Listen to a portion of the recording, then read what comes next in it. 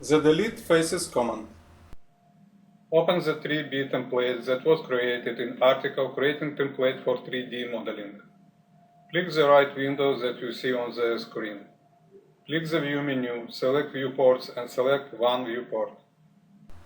The delete faces command deletes or removes faces, including fillets and chamfers. You can select the delete faces tool from the dashboard,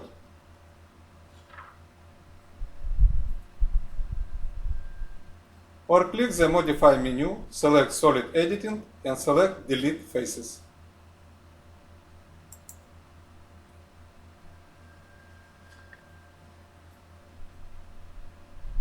On the screen you see the 3D object. Select the Delete Faces tool. AutoCAD prompts select faces. Click the face as shown on the screen and triple press Enter.